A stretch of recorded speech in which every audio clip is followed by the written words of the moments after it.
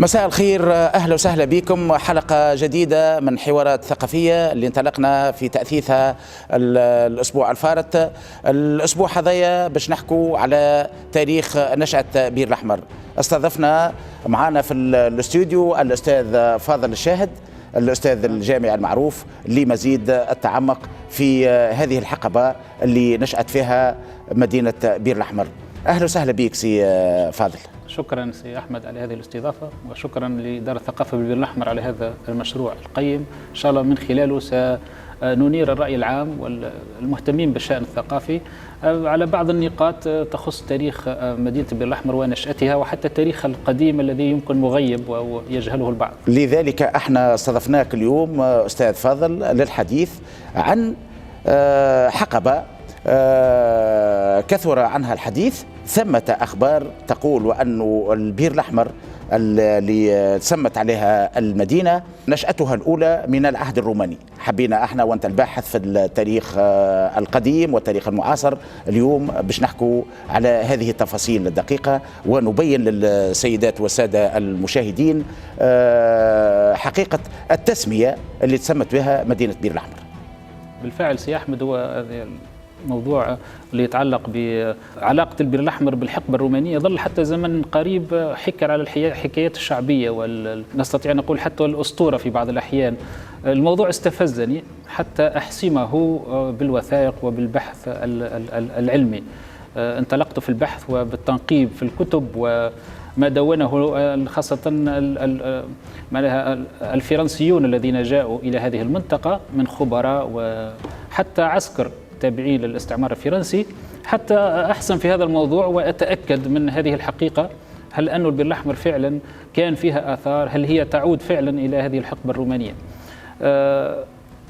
أجد فيما كتبه الفرنسيون الأوائل الذين جاءوا إلى الجنوب التونسي معناها منذ سنة 1882 عندما جاءت جحافل الاستعمار متكونة من عسكر وخبراء وحتى بعثات علمية في شتى المجالات، فيهم حتى خبراء في التاريخ والآثار. ما دونوه موجود إلى اليوم.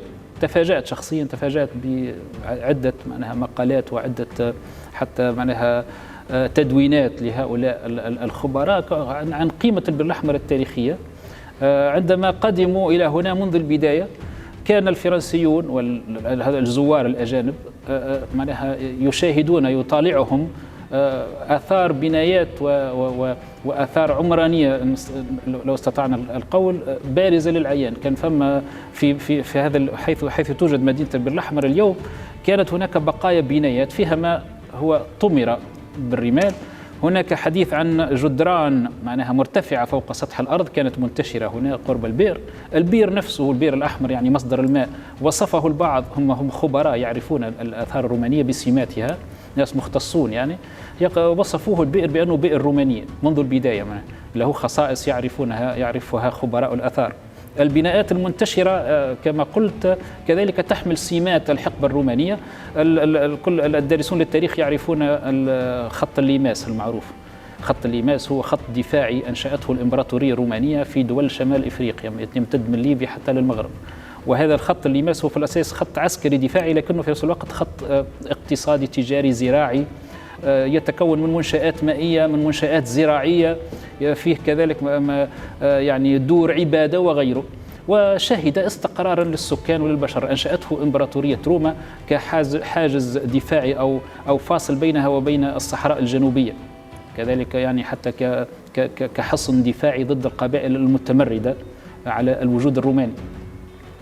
خط الليماس هذا يبدو وأنه من خلال ما وصفه وما قاله الفرنسيون كان البير الأحمر إحدى هذه المنشآت المائية، وخاصة أنه إحدى الأماكن التي استقر فيها السكان. مثلا خبير الآثار هذا اسمه إيميل فيولار يعرفه دارسون في التاريخ القديم، يعني قدم للمنطقة وقدم تقريرا مفصلا على الآثار المنتشرة في الجهة. يقول أن البير الأحمر هذه من خلال ما شاهده من آثار أنها كان فيها تجمع سكني وبشري كثيف جدا، هكذا يقول حرفيا. خبير آخر في الآثار اسمه هو في نفس الوقت طبيب عسكري اسمه الدكتور بيرتولون يقول أن البير الأحمر كان مركزا رومانيا مهما جدا. لا داعي لأدخل في التفاصيل بما شاهدوه من آثار منتشرة يعرفونها، حتى قطع نقدية تحيلهم إلى حقبة معينة من تاريخ الحقبة الرومانية. وكذلك شاهدوا بناية تسمى أوبيدوم عندما كان الفرنسيون موجودون هنا في البداية، يعني في السنوات 1880 و90 في تلك العشرية كان ثم هذا الأوبيدوم، وهو عبارة على قلعة.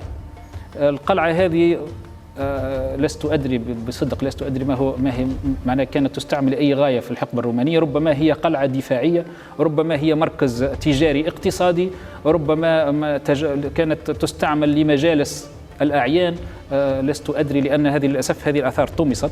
خبراء الآثار الذين قدموا هنا لمنطقة البر الأحمر وأقصى الجنوب الشرقي معناها أكدوا على ضرورة القيام بحفريات علمية دقيقة. يقولون أن البر الأحمر تستحق القيام وإجراء حفريات علمية دقيقة لما فيها من آثار كثيرة منتشرة تعود إلى الحقبة الرومانية. للأسف هذه الآثار اندثرت، طمست، لم يبقى منها شيء، فقط عمود أخذ من ذلك الأوبيدوم وأقامه العسكر الفرنسيون قرب مخيمهم، كنت قد تطرقت إليه في مناسبة فارطة، وهو لا يزال يقبع وحيدا وكشاهد وحيد تقريبا على تلك الحقبة الرومانية التي يبدو أن البر الأحمر كان يمثل فيها إحدى هذه المنشآت المائية المهمة، وكذلك وجد به معناها في هذه المنطقة تجمع سكني وبشري مهم جدا أكده خبراء الآثار. وكذلك ضباط الاستعلامات الفرنسيون كانوا هم ضباط في نفس الوقت متخصصون في التاريخ وفي عدة أمور أخرى. من بين ما قرأته لرجل كنيسة اسمه بيير بورون، كان قادما إلى تطاوين سنة 1890 في طريقه من مدنين نحو البر الأحمر، يقول أنه أحد المرافقين من سكان البلاد كان يرافقه، أشار إليه في طريق معناتها نحو البر الأحمر، أشار له بوجود بقايا مسكن روماني، هو يسميه بالفرنسية يقول لي فيستيج دون فيلا رومان، بقايا مسكن روماني. واستشرت المختصين في التاريخ القديم عن ما معنى هذه الفيلا رومان في منطقة مثل البر الأحمر. قال لي أنه يبدو أنها كانت مسكن لمزارع روماني قديم، ومعروف أنه في خط الليماس كانت الأراضي الزراعية تمنح للضباط الجيش الروماني المتقاعدون ولا حتى من السكان المحليين. ويبدو أن هذه المنطقة بين مدينة والبر الأحمر كانت منها ضيعات زراعية، ويبدو أن الأرض كانت أكثر خصوبة مما هي عليه اليوم، يعني حتى محليا بعض الأماكن تسمى هناشير لأنها يبدو أنها كانت منها أراضي زراعية خصبة. وهذه الفيلا رومان، هذا المسكن الروماني، يبدو أنه كان منزلا لأحد المزارعين. لا أظن أن هذا المنزل لا يزال موجودا، اندثر كبقية الآثار. عندما قدم الأوروبيون والفرنسيون خصوصا تحدثوا منذ وصولهم في البداية عن وجود ضريح في مدخل المنطقة، بعضهم يسميه سيدي بوعلي، في وثيقة أخرى مكتوب سيدي البوهالي، وهو ما نسميه محليا بضريح البهلي.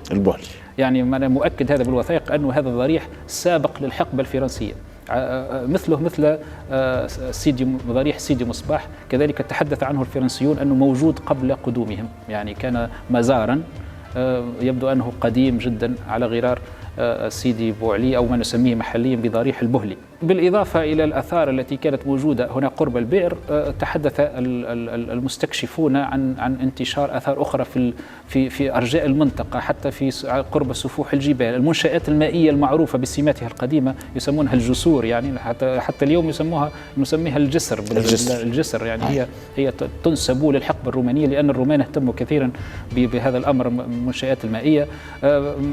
حتى في الجنوب الشرقي هناك منشآت معروفة كان أقامها الرومان على غرار وادي القرضاب، راس عين القرضاب. الجسور الجبلية أستاذ فاضل اللي ثمة في لهجتنا العامية من يلفظها الزسر بزاء، وهي الصور اللي توا معروفة في العديد من الشعاب الجبلية المحيطة ببير الأحمر. نعم، فخبراء الآثار الذين قدموا ونقبوا في هذه المنطقة يقولون أن الآثار المنشآت المائية الرومانية بارزة للعيان، من بقايا فسقيات وجسور وبقايا آبار وجدوها كانت بارزة للعيان. وحتى البر الأحمر يبدو أنه كان إحدى أهم هذه المنشآت المائية التي استغلها الرومان في فترة هذا خط الليماس. عندما أتحدث عن الحقبة الرومانية وعلاقة البر الأحمر بتلك الفترة، هذا لا يعني أن هو الحقبة الرومانية هي ليست بداية التاريخ، هي محطة من محطات التاريخ. ووجود البشر حتى في المناطق المجاورة أكدت الدراسات العلمية والميدانية أن وجود البشر سابق بكثير لوجود الرومان. فالفترة الرومانية هي فترة تعتبر كذلك فترة استعمارية، فالرومان قدموا واحتلوا هذه المناطق وغادروها كغيرهم.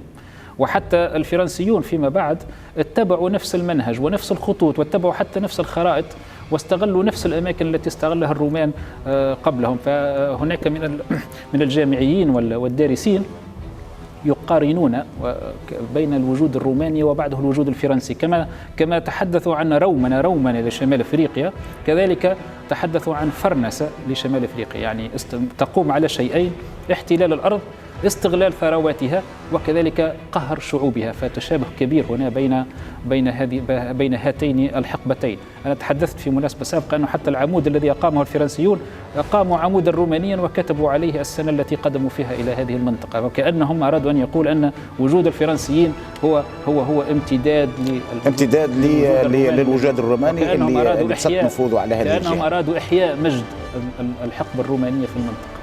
واحنا توا هكايا نأكدوا أستاذ وأنه هذه الحقبة كانت على ارتباط وثيق بالإمبراطورية الرومانية التي بسطت نفوذها من كرتاج إلى تقريبا مدخل جزيرة جربة، ثم إلى جكتيس، ثم إلى هالآثار هذه اللي ما زالت شواهدها حاضرة في الأذهان وحاضرة بالرؤية إلى اليوم. نعم بالطبع، فهي الآثار في الحقيقة الآثار الرومانية تمتد حتى الأراضي الليبية، معناها منتشرة يعرفها الخبراء، وهناك ما هو مثمن حتى في التراث العالمي إلى اليوم.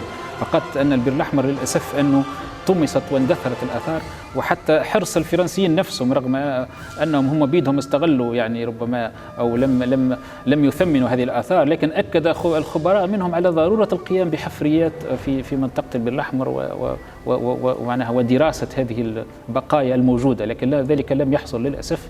واليوم كما قلت تكاد لا توجد أصلا، ما بقيت حكرا على الأسطورة والحكايات الشعبية، ولم يبقى لها أثر للأسف.